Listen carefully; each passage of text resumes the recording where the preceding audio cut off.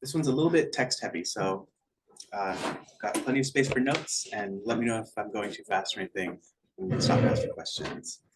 So for lesson 6, talk about airplanes and etiquette. Airplanes, I want to talk about airlines and then also tips for the flight. I know we touched on these last time, but it's going to be a long flight, and it's just best to be as prepared as possible because it can really take it out of you. In terms of etiquette, we're going to do social etiquette and also shrines and temples, the etiquette there, how to navigate that without causing any international incidents or getting arrested. I don't think that should be a problem. And then lastly, some holidays. So, starting with the airlines. Blue and red, that's basically the two big airlines in Japan. It's JAL in red and ANA in blue. They are very similar in a lot of ways, and their biggest difference is who they connect with, like their code-sharing partners, other airlines. So this is like the biggest difference I think between them is like the deciding factor for which one you use on your own, future personal travels or even whatever the tour group has chosen is usually just where you're leaving from, because JL is the national flag carrier for Japan, so it's like it gets extra deals from the government and gets more coverage. So they're with a lot of other international flag carriers, like British Airways, things like Singapore Air, like that's the big one for that country. In terms of the United States, they partner with Alaskan, American, Hawaiian, and JetBlue. And then ANA, they don't have the flag carrier status, so they're only partnered with United. But the Star Alliance, which is like a whole bunch of other airlines that get good deals. I think all of them have about the equal coverage in Japan. So there's 4 major airports in Japan, 2 in Tokyo, 2 in Osaka, in the Osaka area. And they both use that as like a hub. So it's not here where, what is it? Dulles is like a united place. Georgia is like Delta, like all the different hubs. Japan's not that big, so they all share the same airports. Let's see. Oh, there are also some smaller budget airlines. These are kind of like bigger when you're domestically in Japan. People love to use them for that. Great for like weekend trip to other parts of Asia, especially that's with cheap Peach Airlines. They're very cheap, and it's really useful for getting around Japan or around Asia. Zip Air is a brand new one, and it's a discount carrier that does go from the United States to Japan. Right now, it's only San Francisco. So it's like if you can get a good flight to San Francisco, then you get the cheap flight from there, and it's okay. Otherwise, it's a very expensive flight, just normal any time of year. Yeah, like I said, there's not a very big difference between them, but that's a good thing in this case because they both have high levels of like customer service, good quality. They're not known for like breaking luggage, getting it lost, anything like that. I don't see so many horror stories about this, so it's good that they're about the same because they're both very good. And the very slight differences, if you get into the details, is that ANA has a better loyalty program, like the mileage points and stuff like that, and JL has less fees when you're buying it, but it comes out to maybe a few $100 in the difference of like the ticket. So it's good in that sense, but it also mostly depends on where you're leaving from in the United States. So there's just a note on airlines. I think it's not so much of a worry for like anybody going on the trip, but in the future, something to think about. Let's see if I have any notes on this.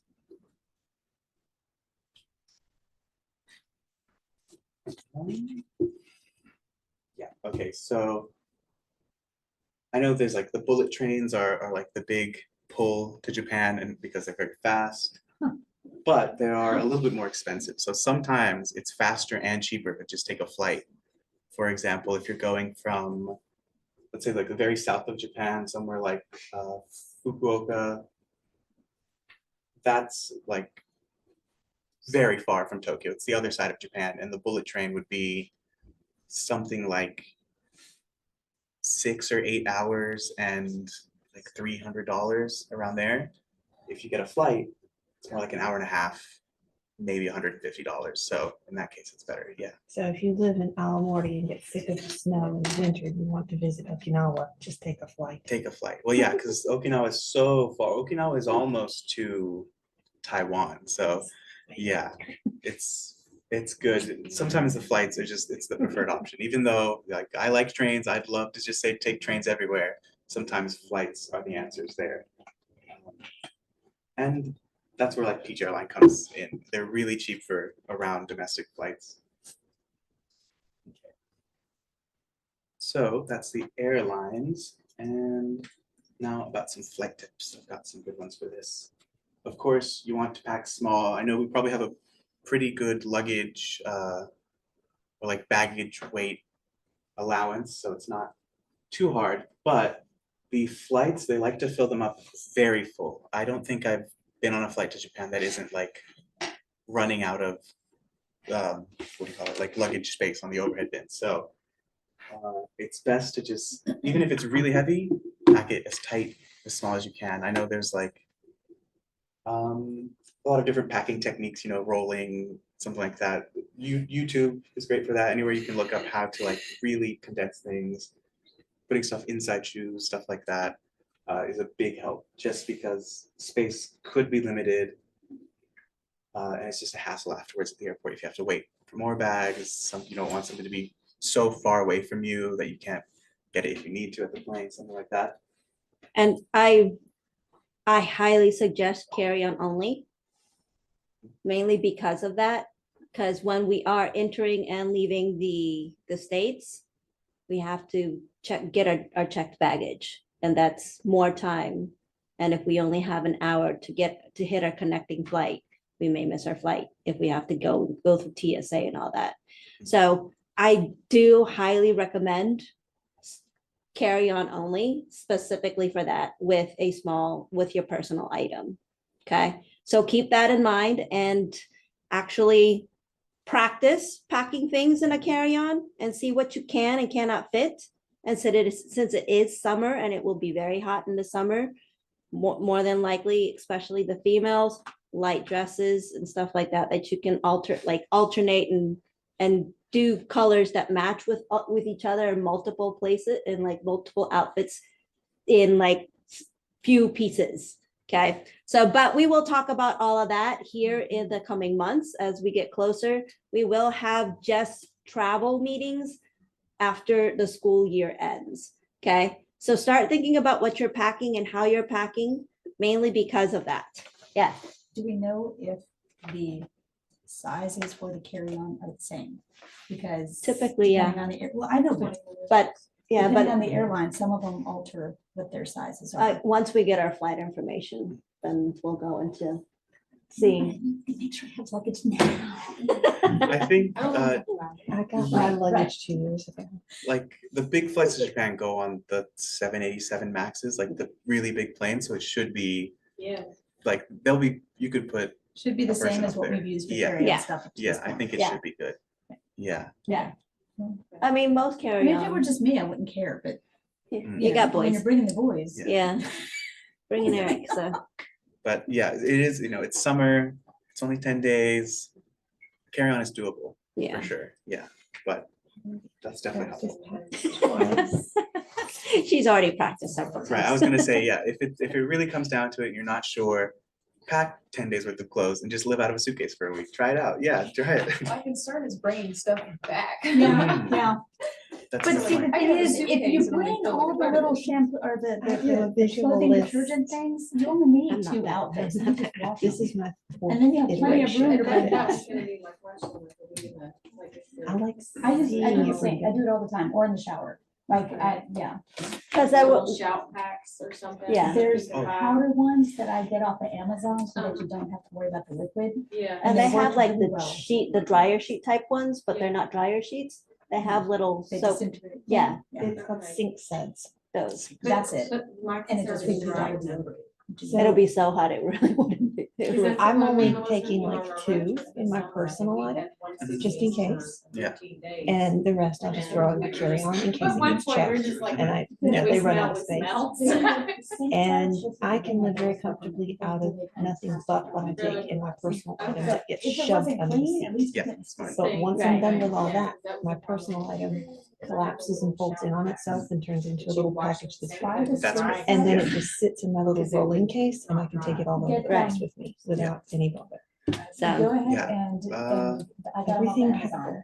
Everything I have a few clean. thoughts now. Especially with her with So, Yeah. yeah, for bringing stuff back, I would say What are they called? it's, I went last time, I brought a lot of stuff back. I got a collapsible duffel bag. So it turns into like, about the size.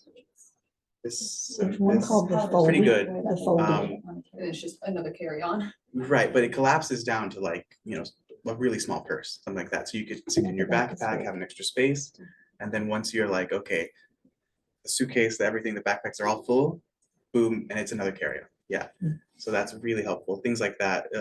Yeah, I really recommend something like an expandable carry-on. And maybe you take that and that's your carry-on, and maybe you check your other thing on the way back. But yeah, I know that bringing back stuff is a concern. But yeah, yeah, that's a good way to avoid that problem. Or you could just ship it home Japan Post and wait 3 weeks. True. Yeah. I might do that Takes because if I ship something that's breakable, Yeah. if I ship something that's breakable, yeah, Yeah. even if it's like just a nice piece of lacquerware, because I'm gonna be looking for tea equipment. Right. So I don't want to be shipping a $80 Natsume home and Yeah. have to worry about getting it through security. Right, yeah. Japan Post is very reasonable. I mean, it's slow, but it's reasonable.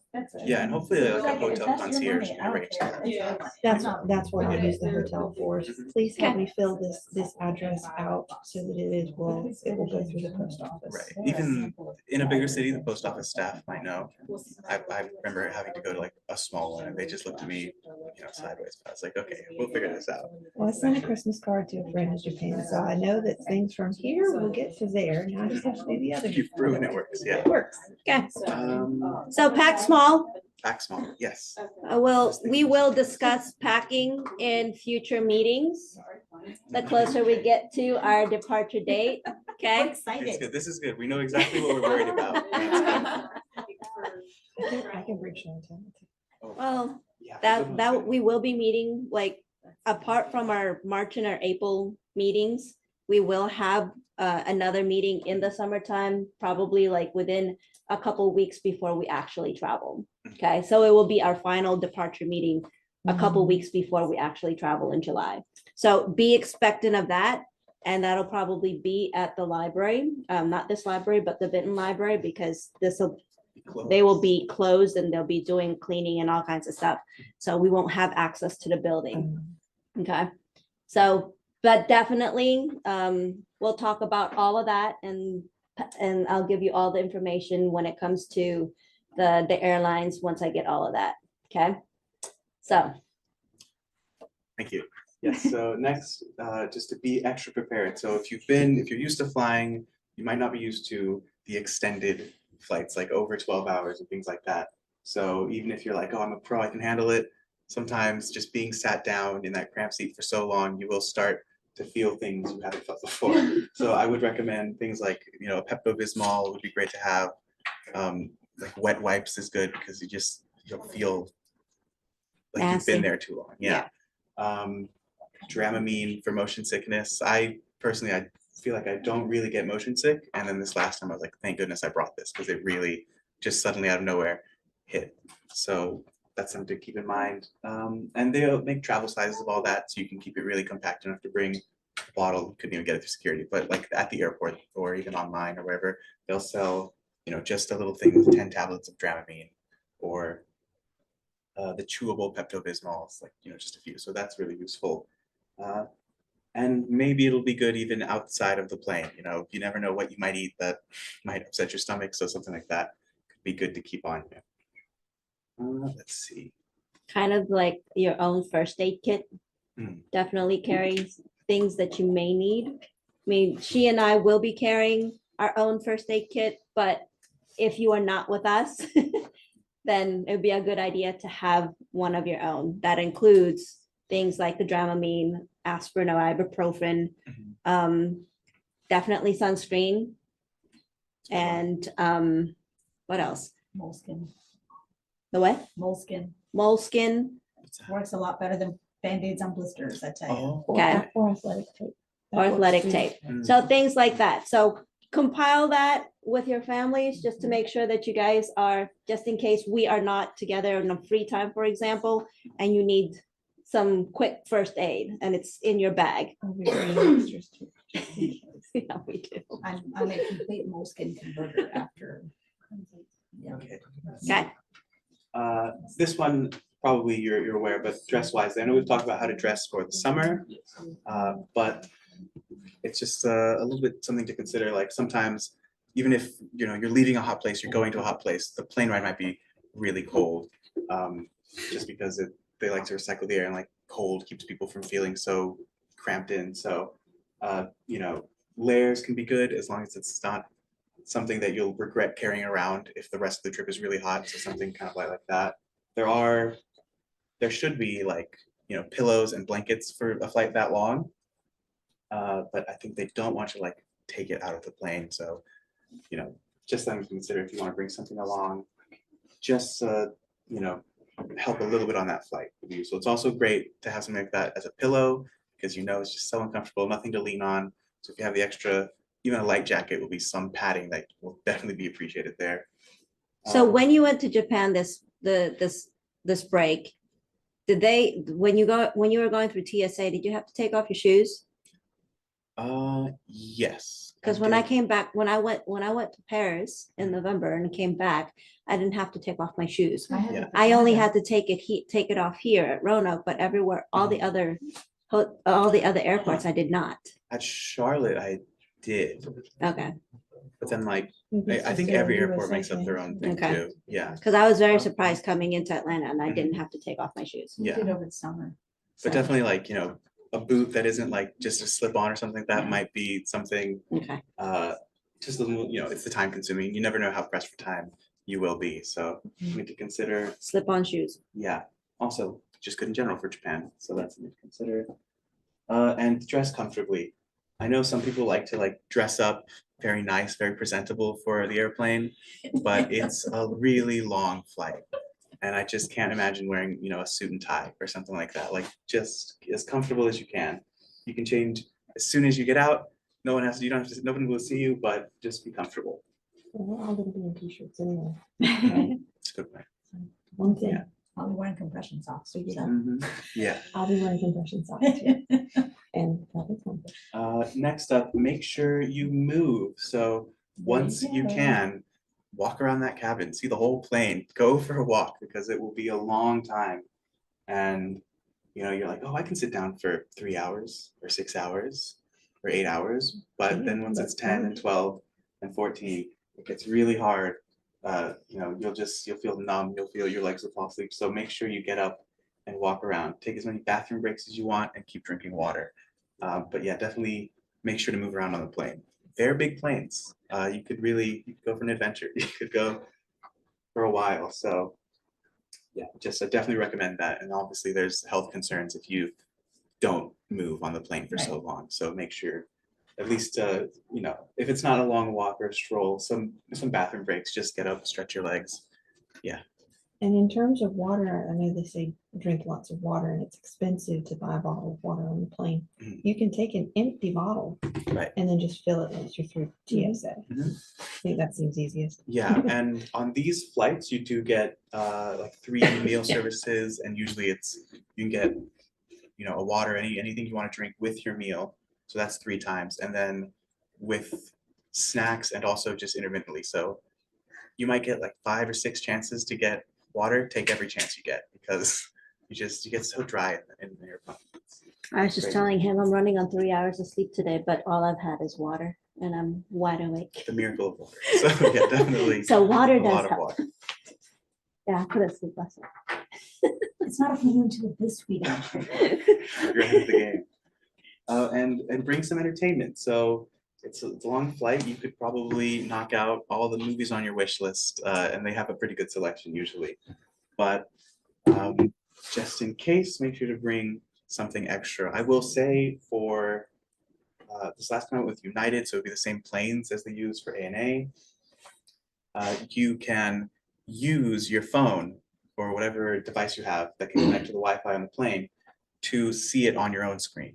So you don't have to be like rigidly looking at the screen in front of you. If you want the shrimp posture more to like just be leaned over, you can do that on your own phone. And do bring your own headphones. The ones they provide are so bad. So just, rummage through the drawer and whatever plug-in headphones you can find for the plane will be great. And if you look on your phone, you can use your Bluetooth, whatever you have. But yeah, the free ones they give you on the flight are so bad. You can't hear anything. And a you lot of guys things know, don't have like subtitles. streaming services like Netflix, you can download stuff. That's what I always do. Like I just downloaded whatever I want to watch, all the Right. episodes, and And you've got a good long time Yes. to get through. Yeah. Yeah, So- and that's also good for once you're off the plane, even if you're just like on the tour bus, right? Mhm. If you got some time between longer they'll be things. sleeping. Yeah. Yeah, but it's good. Definitely download if you can, or obviously if you would rather read a book, there are like reading lights on the plane, that's fine. Anything to pass the time, I highly recommend you prepare for that. Yeah. You brought up the books for reading. I guess I want to vote here because the last flight I took, it was night and I'm sitting here wanting to read my book when somebody's next to me trying to sleep and I'm like, I want the light on.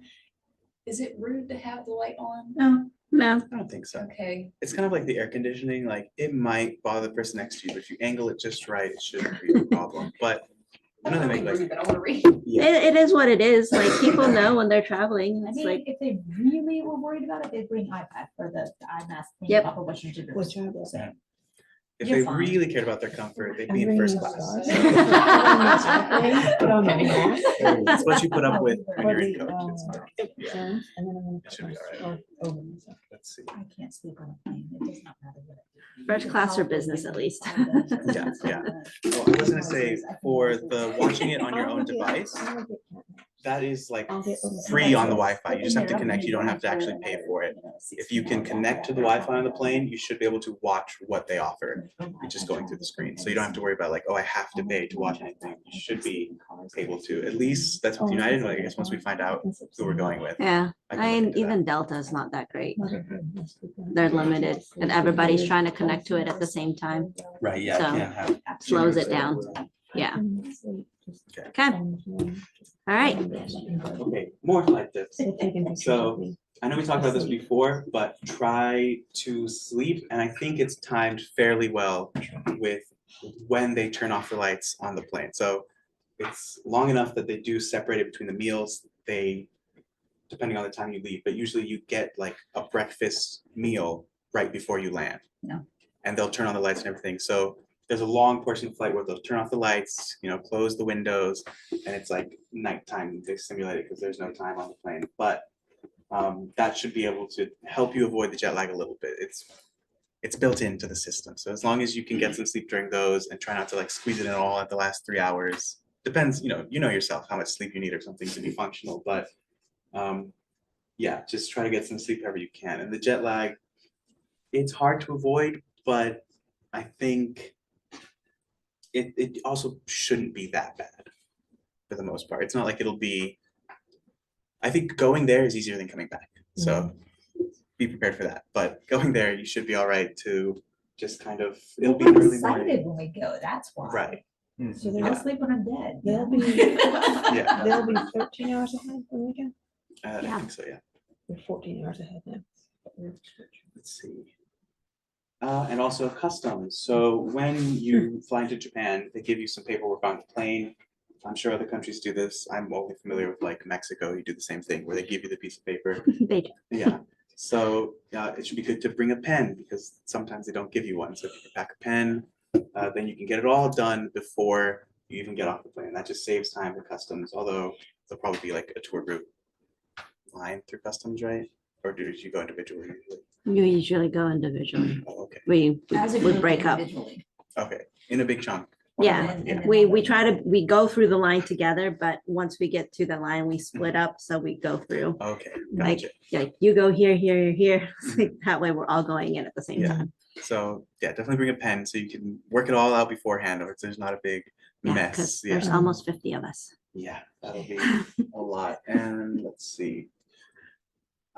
Standard procedure, just follow the signs, don't throw away your paper, everything like that. The only thing with the paper is they ask for information about your like first hotel. I'm sure that'll be known and settled beforehand, so we can Yeah. pass out that information, it'll be fine.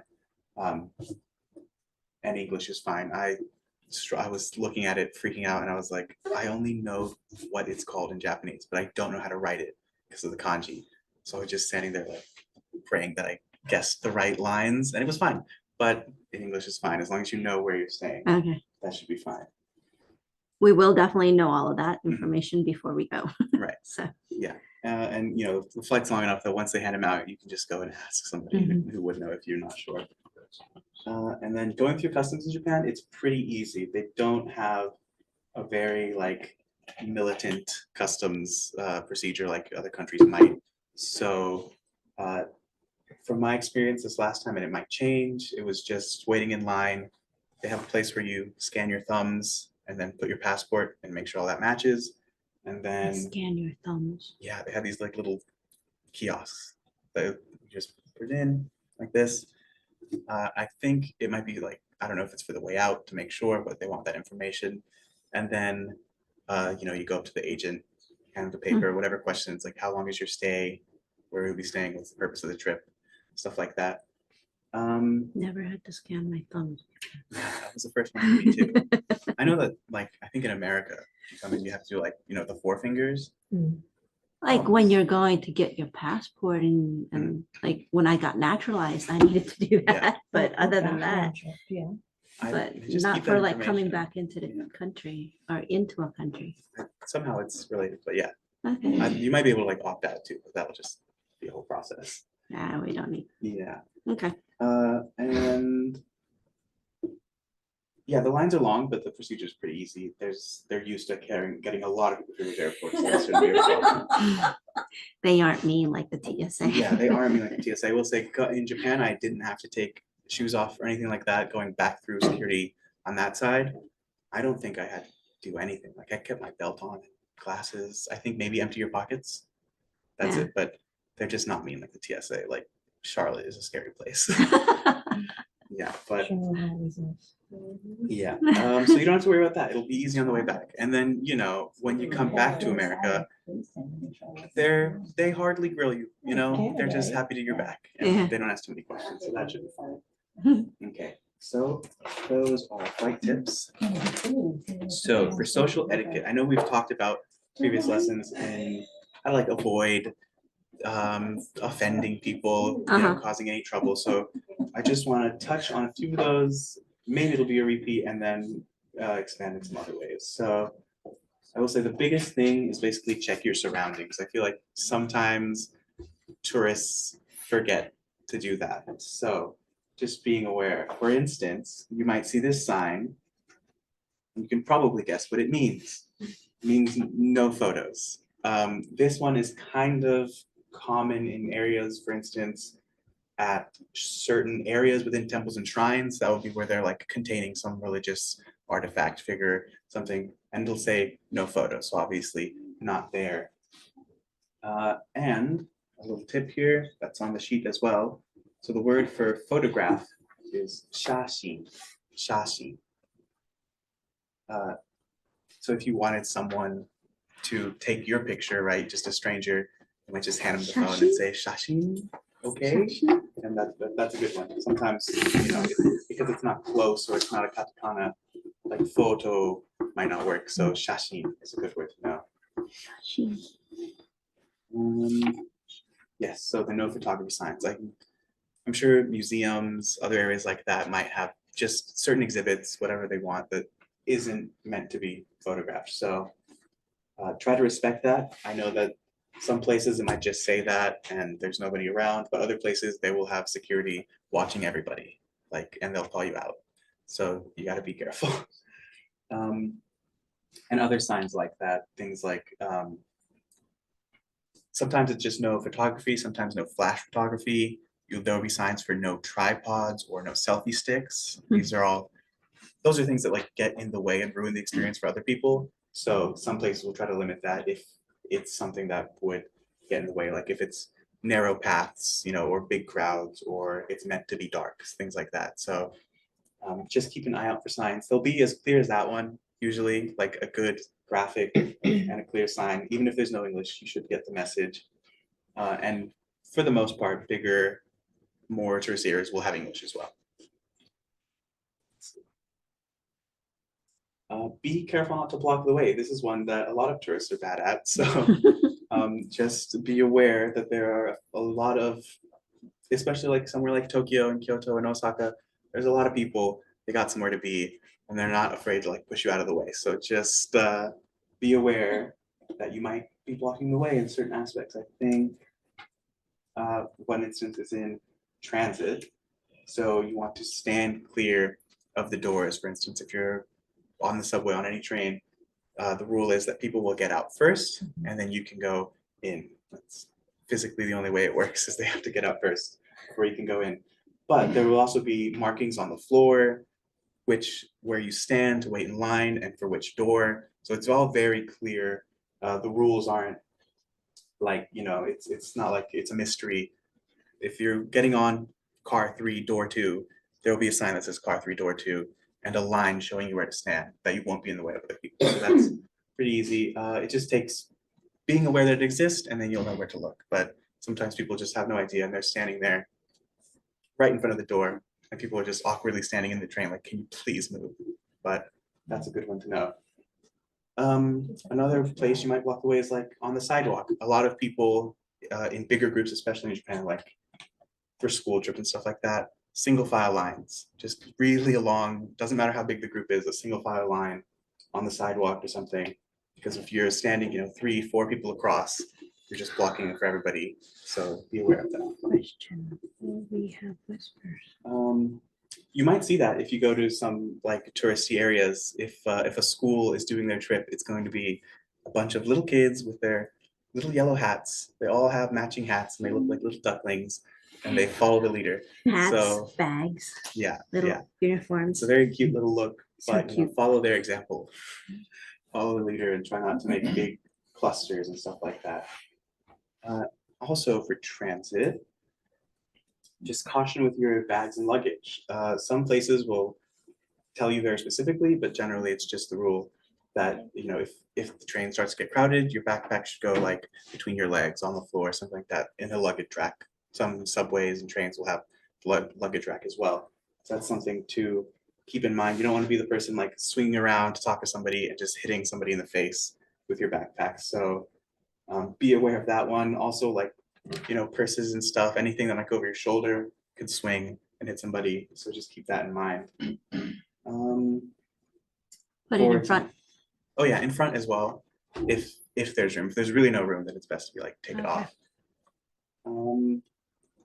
In places like Kyoto, there's just a sign in every bus that says, if you have luggage, like big luggage, don't take the bus. Like they just don't want you to. You could get away with it if it's, you know, if it's not a busy time of day, the bus isn't full.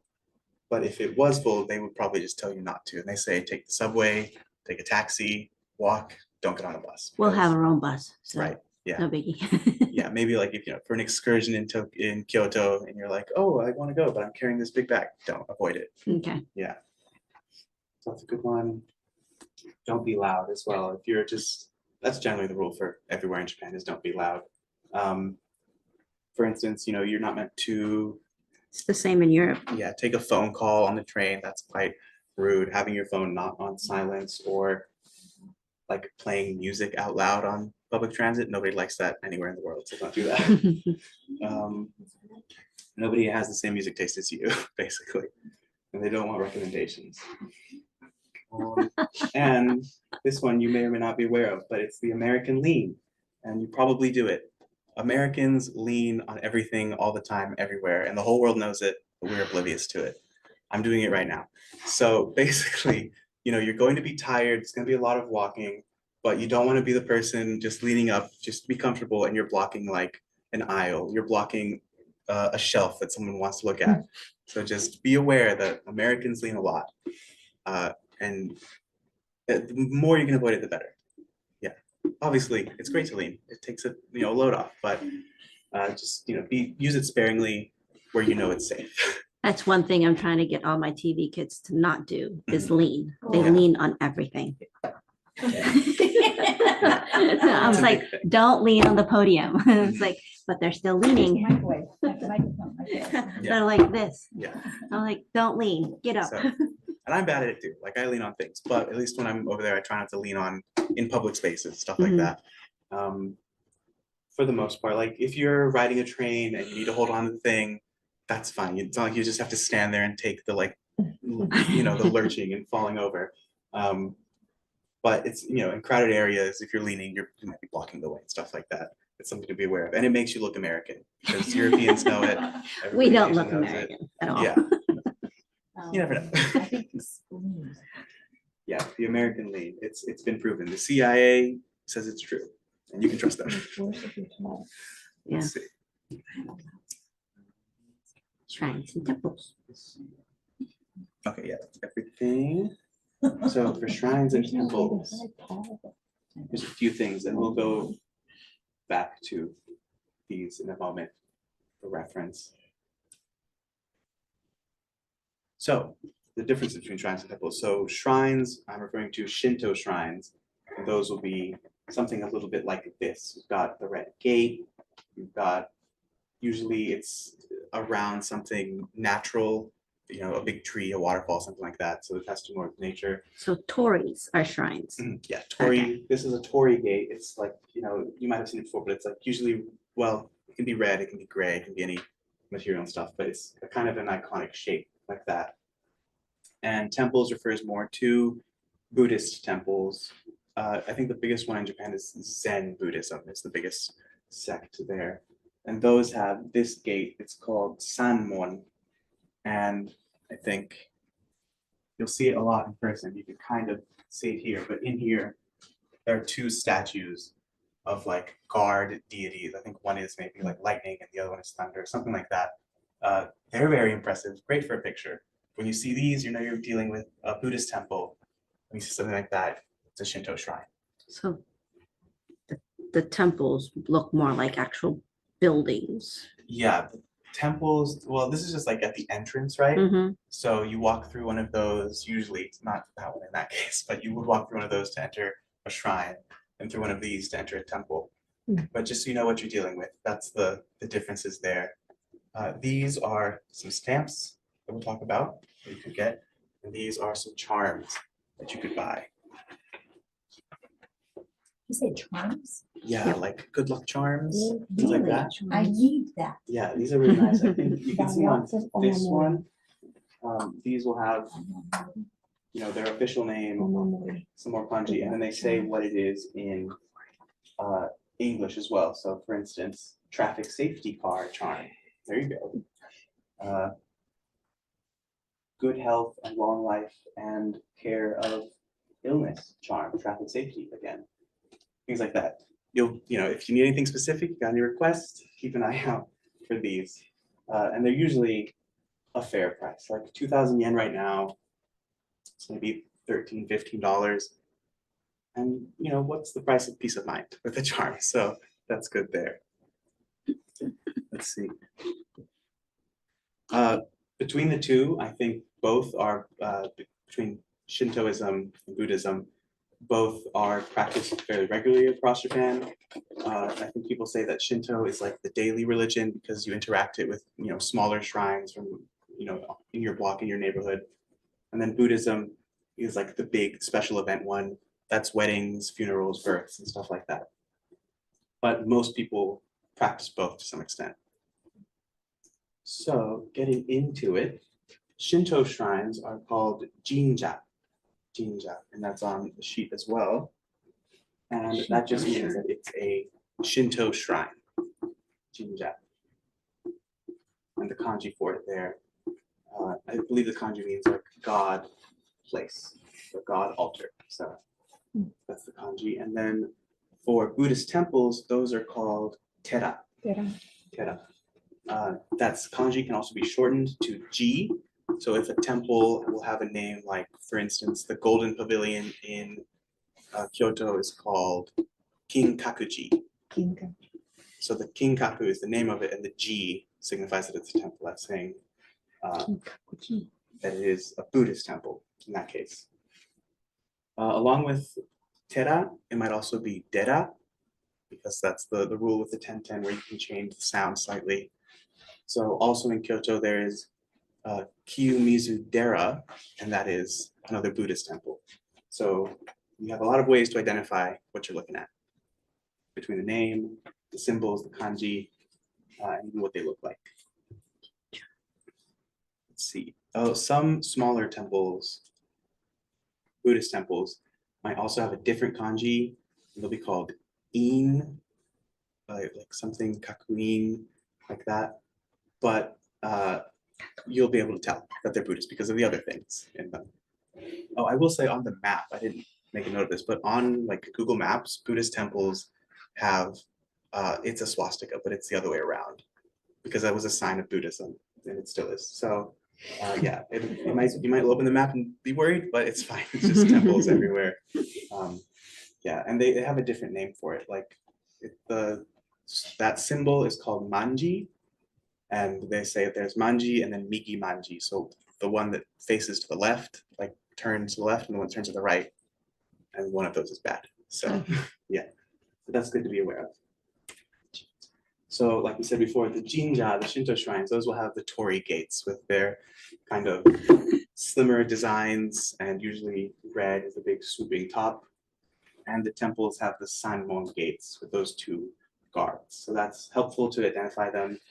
And I say mostly there because there are some instances in some larger Buddhist temples that will have a Shinto shrine inside of it, or it'll have a torii gate from some point in history where the government or the religions were trying to like mix the culture for one reason or another. So it's not a steadfast rule. Some temples could have torii gates. I wouldn't say a Shinto shrine could have a sanmon, but something like that. You never know. There's always exceptions to the rules. So this is a general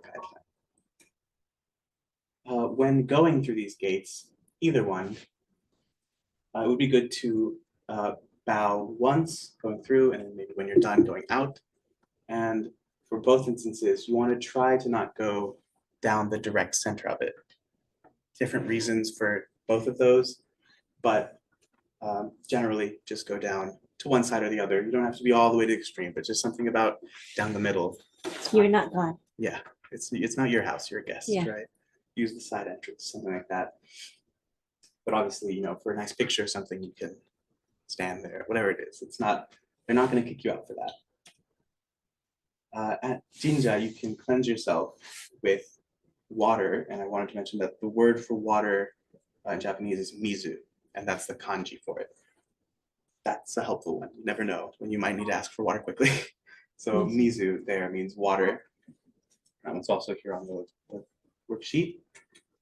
And there is a process. So if you're at a Shinto shrine, and like I said, some Buddhist temples can have Shinto shrines inside, there will be a nice little fountain shack that has running water and some like wooden bamboo ladles. So what you would do is pick it up with your right hand, fill it with water, pour it on your left hand. Now the left hand is clean. Switch hands, pour it on your right hand. The right hand is clean. Put it back in your right hand. And then you can pour water into your hand, kind of cup it, and put it in your mouth if you want to rinse it out. If you don't want to, you can just like splash your face with a little bit of water. And then spit that outside of the fountain, obviously not back into the water that everybody's pulling from. And even like if you have any leftover water, it doesn't go back in. That water's It's dirty. It's dirty now. So you pour it, usually there's like, a little gutter, the ground, the grass, the gravel, anywhere like that. Nobody likes backwash. Exactly, yeah, it's frowned upon.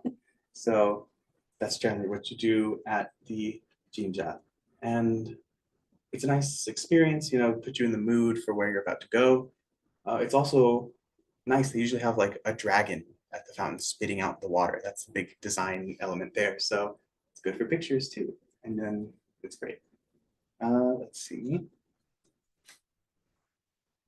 And you can make a coin donation. It's usually just the coins. And this is for both, for the temples and shrines. There's no amount it has to be. It can be whatever spare change, a 1 yen, a 5 yen, a 10 yen, whatever you want. Sometimes it depends on how big your wish is. I know people will take a 500 yen coin and they really need that prayer to go through and be heard. So, they're doing like $3.50 to make sure. And it makes a big clank when it goes in so people know that you're serious. Yeah. This might sound dumb. Typically, I offer rocks or stones or something that I find in another place. Yeah. Is that appropriate, or should I stick to coins? I would say not in the like boxes that are right in the very front of every temple. So that's like where you pray, you throw it in, and then you do the praying process. I'll go over that in a little bit. There are places where there's like just a little statue of a monk next spot, off to the side, down some path, down some trail, and you will see like people will leave like little bottles of water, something like that, some coins. Some people will knit them hats and put them on the statues. So that might be a better place to do that, is you leave them a little keepsake there. And you see those along the way, especially in somewhere like Kyoto. You might just be walking down the sidewalk and boom, there's one right there. So that's probably a good opportunity for that. Yeah. Let's see. So you want to make your offering before you make prayer. And then when you're at a shrine, it's a little bit more of a complicated process. So to pray at a shrine, you want to bow deeply. That's like, to the waist, like bow all the way down twice. 90 degrees. As far as you can. Yeah, Okay. 90 degrees if you can manage. Clap twice, and then you can make your prayer. However you want to go about that. And then when you're done, bow one more time. Sometimes they'll have like a gong, a bell, something like that, which you would do first before you start your whole clapping, bowing process. When you say clap, do you mean like what you just did? It's usually out in the open, so you can be as loud as you want. Like I don't want to clap loud here, but it can be, like that, or you can really put some mustard on it. Yeah, whatever you want. It's Put good. that in the up. Yeah, the thing, sometimes, like I said, like if you throw in the 500 yen coin, it's like, oh, you're serious about this. If you want to clap really loud too, just to show your enthusiasm, nobody's going to be mad about that. So yeah, I would say if you're like ringing the bell, those are really old bells. So maybe just give it a light jingle. I wouldn't pull on that because I've seen them fall before. So yeah, they're really old. The rope is old, the bell is old. You just want to be careful there. Yeah, if there's a bell rope, you do that before anything. I say before anything, it would be a donation, bell, then the clap and bow. If you're at a temple, you just hands together. That's fine. There's no process like that for a temple. But for most of these things in these cases, you can see what people are doing, what the Japanese people do, and take notes off that. If you forget the exact order and process and the number of times, just take a look around. It goes back, check your surroundings. That's always good. Okay. So other stuff to do, this is at the temples and shrines. So you can buy charms at temples and shrines, and those are for a specific request. So they will have like reasons. It'll be, for good grades, for career luck, stuff like that, childbirth, happy relationships and stuff like that. You can get them. They're called omamori. Omamori means a charm, a protection charm, a good luck charm. The mori there means like shield or protect, but basically it's a charm to keep you in good luck. And you can find those. Sometimes they won't be translated, so you might just have to try your luck at different temples until you see one you understand. Or you could use like the Google Translate app, Google Lens, something like that, to get a good idea of what you're looking at. Sometimes there will be like several for the same reason. Like we saw on the picture, there was like 2 for traffic safety. There's usually like a cheap or an expensive one, something like that, but they do the same thing. There's no need to, get the more expensive one just because. Sometimes it'll be like really ornate, pretty things. for sale at the shrine, but they're for very specific things. Like I believe there's like a very ornate arrow that's for like a child's 5th birthday. So unless you have that specific circumstance, you don't really want to buy those. I feel like they'll look at you weird. You could if you really like it, but that's just they have their specific reasons. Some places might have stamps, so this is like either just an ink stamp that you can stamp yourself, which is available in places around Japan, train stations, castles, museums might have a stamp, so it could be good to have, you know, a little notebook or something that you want to stamp things in. Yeah, a plan or something, anything you have. The embossing thing too, didn't we learn about the embossing stamps? Is that, or am I embossing? confusing things? Never mind. I'm not too sure about embossing. There's just normal stamps, yeah. Not ink stamps. They are ink stamps. Okay. Wasn't there a picture up there? Oh, Thought there there's a was picture. an embossing stamp where like you press it down on something. Is that? this one, like the red you see there, Is that that's not just this? like No, I stamp think for it's like embossing. the one that April had sent was the actual ink stamps, the one that she's like, I've got my journal ready. I might be cross-posting things in my Probably, brain then, yeah. never mind. Yeah. I'm taking a sketch journal and I'll do that on the plane. But like a little notebook, anything like that. The stamps are usually, I bring would a say, journal with me everywhere I go. how big is a flashcard? Like a little bit thicker than a flashcard, so maybe like a 4-inch by 4-inch stamp is kind of the go-to there. Yeah. So if you have something big enough for that, No, you can it do was that. just I've a also just regular gotten stamp. stamps like on the It was back an of ink paper stamp. that I was holding, like a receipt, a No, ticket, it was something like that. It was an ink stamp. Just for a little, just because I had it and I didn't have anything else. And then at temples, some temples, there's also something called goshuin, which is like, I think the picture showed it, it's the very ornate one. So what they do is they stamp it and then they hand write like some calligraphy over it. So those usually have to go in a specific goshuin book. They won't just do it in your notebook or anything like that, which you could purchase those at temples. I think I've even seen some like at like a convenience store near temples because I know people want them. So if you want that, it's something to look out for. There might be a line. It takes a few minutes because they're doing it by hand. I know some temples will also offer one pre-made. You know, they made it the morning of. They, you know, knock out a bunch of them, and you can just get the sheet, and it'll be kind of like a postcard size and loose, so you don't need the notebook for that.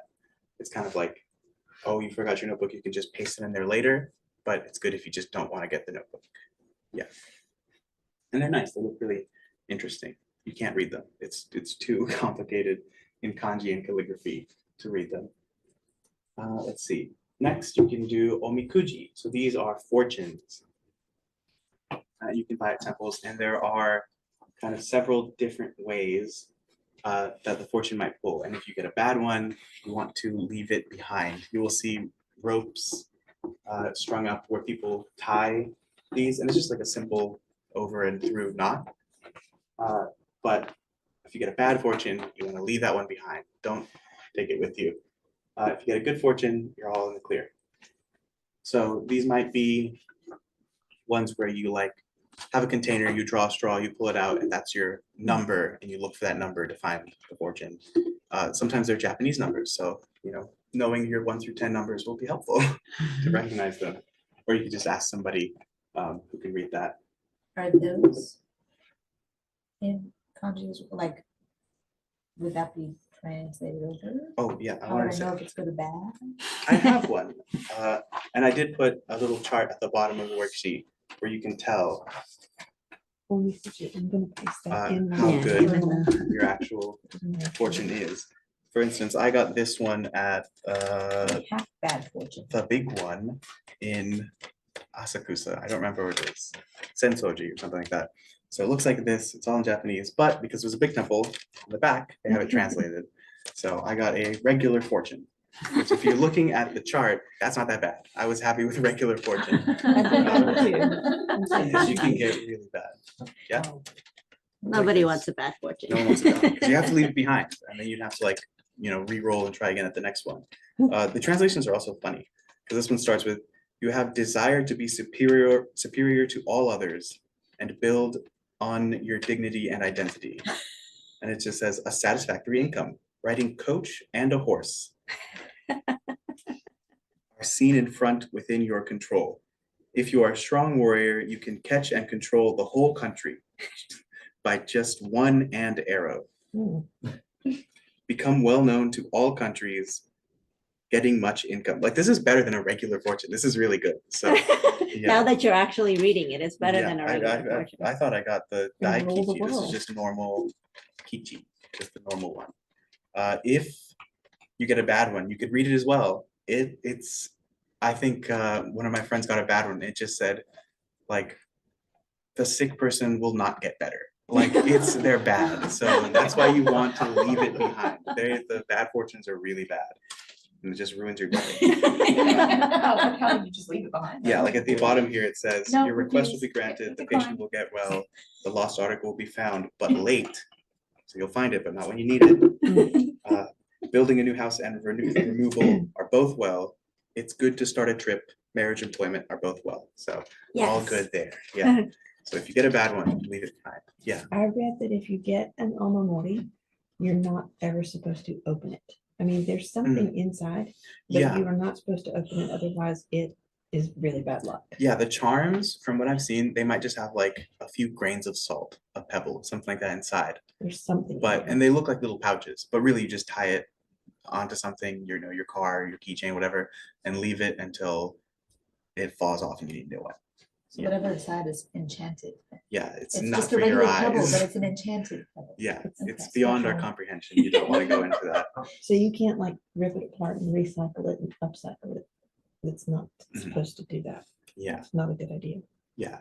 It's a keepsake. I read it You know, on just Facebook keep it. somewhere. Don't. open Don't your go into it, omamori. yeah. Don't open your omamori. Let's see what else we have. Just Oh, like when you a few other remove the things. chest So that was some temples, 2010. so the Buddhist temples might have incense that if you want to make a prayer, you would get some incense, light it, and then there's a well or something like that, like sand that you put it in.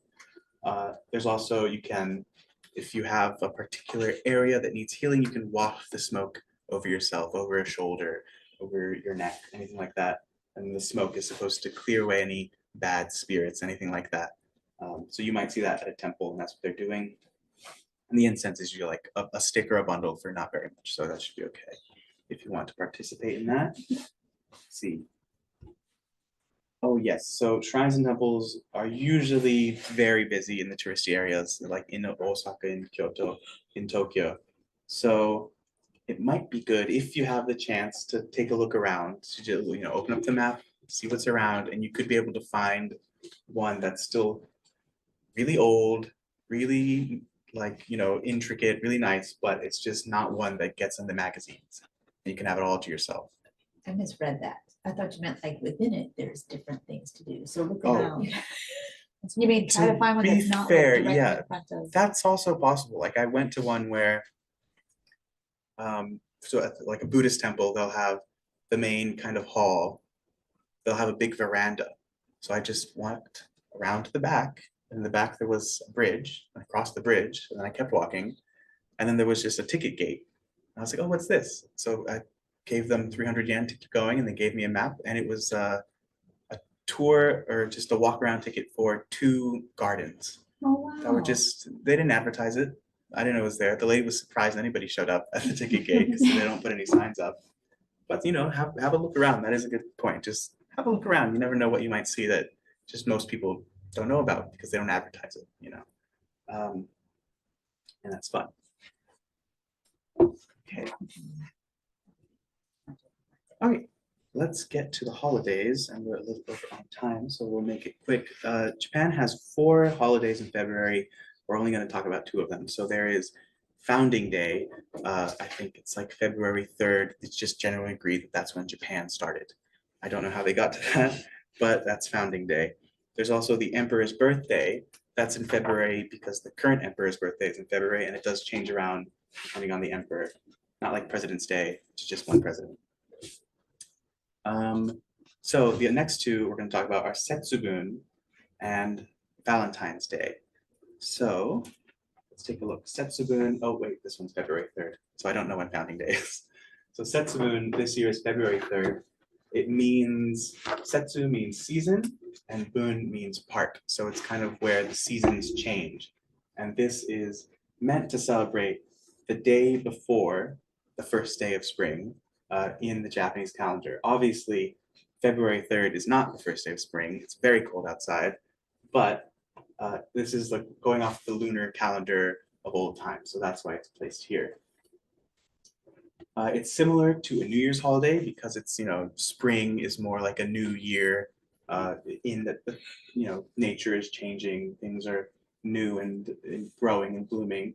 So you use this to get rid of last year's bad fortune, bad luck, evil spirits, whatever you call it, whatever you want. But that's Setsubun, so that's February 3rd. And it's interesting. So one of the things is called mame maki. Mame means bean. That one's on here as well. So mame means bean, and maki is scattering. So what they do is they take roasted soybeans and they either throw them, out the front door, out the entrance of the house, or they can throw them at an oni, someone dressed up like a demon. Sometimes it's just a mask, sometimes it's like full body paint and really getting into it. And the oni is a demon or an ogre. That's kind of a difference in translation, but it means the same thing. I'll show some examples of that. And when they throw them, I think you want to say it 3 times. You say, devils out, fortune in. So you're just throwing the beans to get the devils out. The reason that it's beans, it comes down to a linguistics thing. Well, one, there is a legend of a monk in ancient times who used a bean to blind an ogre, an oni, and escape them. So, but mame, ma is one reading for that kanji of oni, and me is a reading for eye. So it literally says like demon's eye. The kanji doesn't, but the words can mean that. So it's like you're throwing their own eyes at them. Obviously, that would scare them away. So yeah, that's the reason there. Another tradition is to eat a whole uncut sushi roll, and you want to eat it in it's called ehomaki, and you want to face that year's lucky direction. So the direction is based off of the Chinese zodiac. There's the 12 animals, the 12 directions. I think this year is wood dragon, I Yes. think. Yeah. And the lucky direction is east northeast. So you would have a whole sushi roll, you eat it in silence and you eat the whole thing, you don't stop. So it's a bit of it's like a little test of might there for the new year to eat it. And we can look at some examples here. So we've got kind of like a normal demon mask, roasted soybeans. This is like the more intricate. They'll dress up and go around neighborhoods and around town to scare the kids. Basically like knocking really hard on doors, and the parents will be ready with the beans. This is like ehomaki. So it doesn't have to be really long, but it is, like a lot to eat in silence in one sitting. We've got all that together. There's also here holly leaves with a sardine head on them. And that's meant to be like to ward away evil spirits. So you'll put that in front of your house, in front of your door. Very interesting stuff here on Setsubun.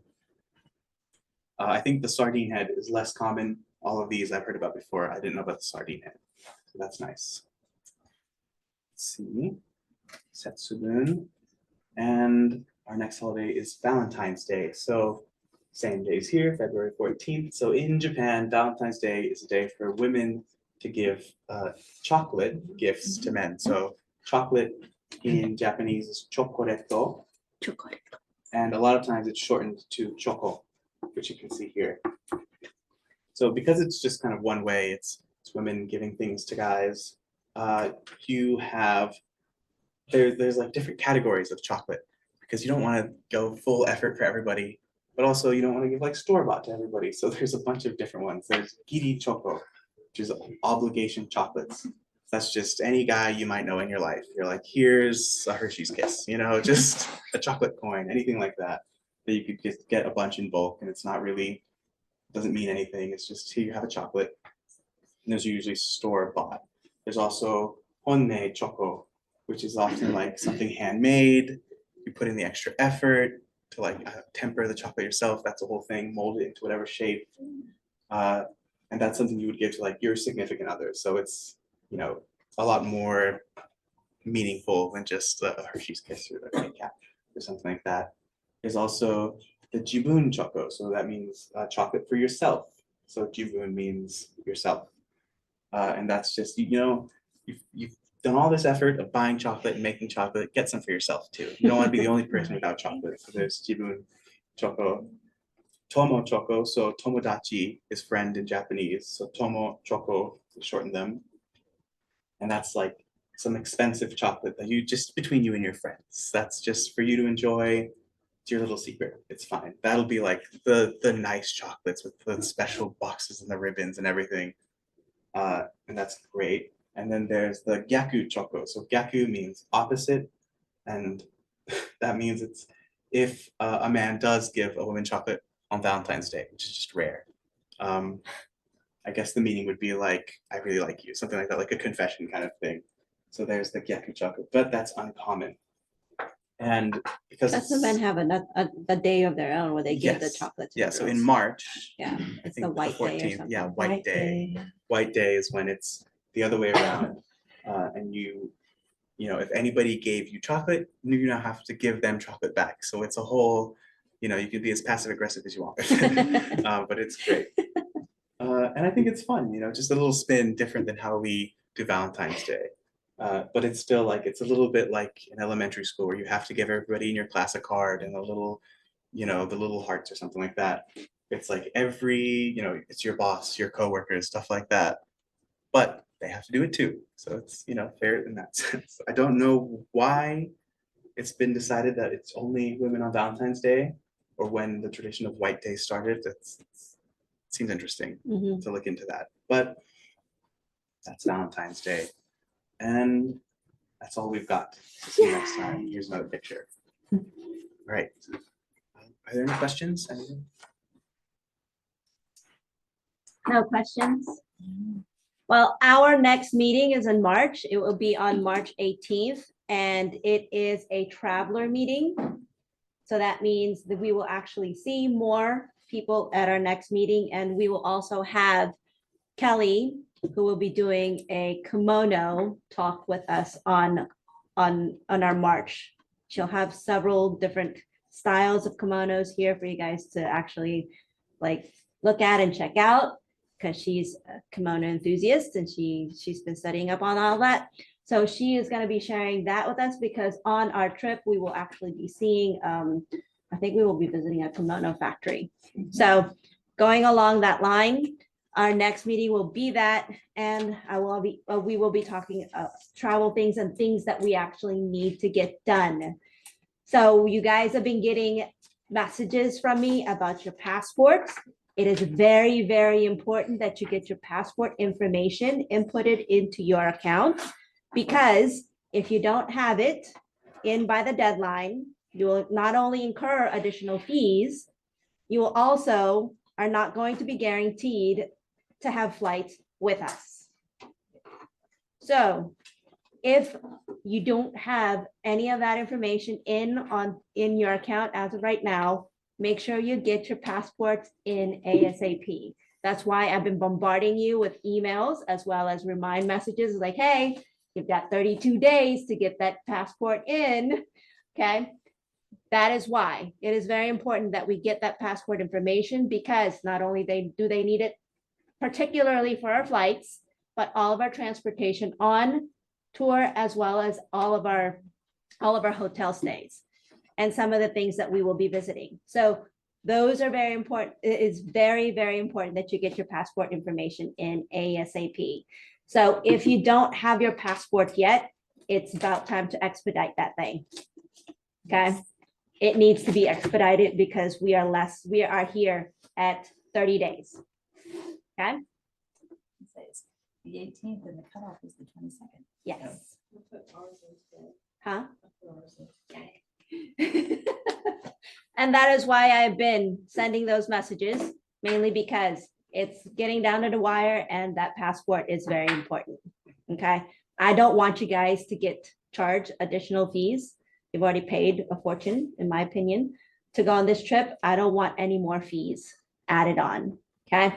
And of course, all of the other things for booking, for logistics to actually happen, that passport is very important, right? But planning on a potluck as well for March 18th. So bring anything that you have or what you like to eat. We will actually eat before we get started. So that way we're not waiting until 7 o'clock like we did last time. So once you get here and everything is set up, we'll go ahead and eat first and we'll start our class going into the traveler meeting afterwards. That is here. That will be here as well. Yes. Can we come in the store again? Yes.